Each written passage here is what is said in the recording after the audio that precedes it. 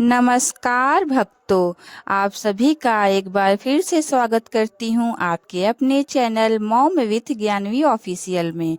आप सभी को अपरा एकादशी की हार्दिक शुभकामनाएं।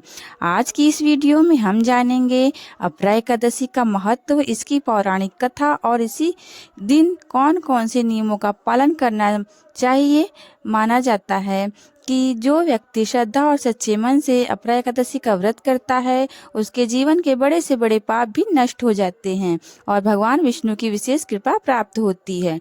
तो आइए शुरू करते हैं अपरा एकादशी की पावन कथा।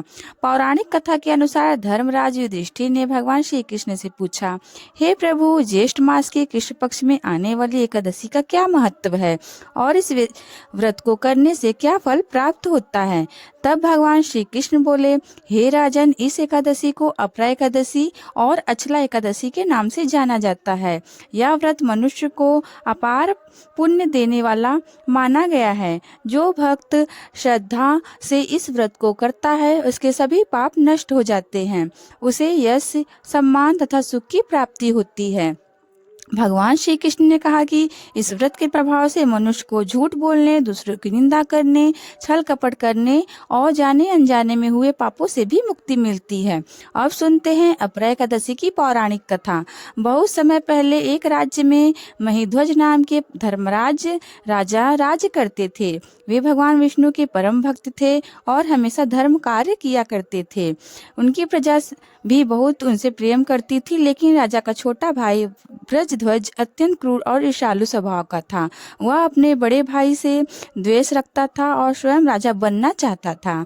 एक रात अवसर पाकर उसने छल से अपने बड़े भाई महिध्वज की हत्या कर दी और किसी को पता न चले इसलिए उनके शरीर को जंगल में एक पीपल के पेड़ के नीचे दबा दिया। अकाल मृत्यु के कारण राजा महिध्वज की आत्मा को शांति नहीं मिली और वे प्रेत योनि में भटकने लगे। उस पीपल के वृक्ष के पास जो भी जाता वह भयभीत हो जाता। कुछ समय बाद धौम ऋषि वहां से गुजरे। अपनी दिव्य दृष्टि से उन्होंने पूरी घटना जान ली। उन्होंने उस प्रेत आत्मा को शांत किया और उसकी मुक्ति के लिए अपरा एकादशी का व्रत रखा।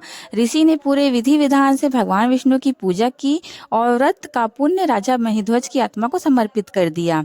अपरा एकादशी के प्रभाव से राजा को प्रेत योनि से मुक्ति मिल गई और उन्हें दिव्य लोक की प्राप्ति हुई। राजा ने ऋषि को धन्यवाद दिया और भगवान विष्णु का स्मरण करते हुए स्वर्गलोक चले गए।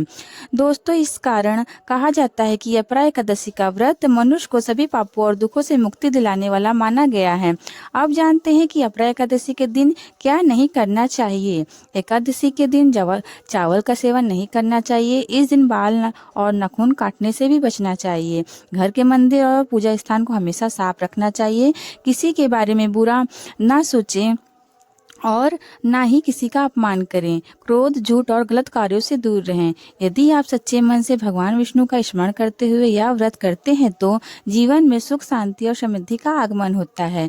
अगर आपको यह कथा अच्छी लगी हो तो वीडियो को लाइक करें, शेयर करें और हमारे channel mom with Gyanvi official को सब्सक्राइब करना ना भूलें।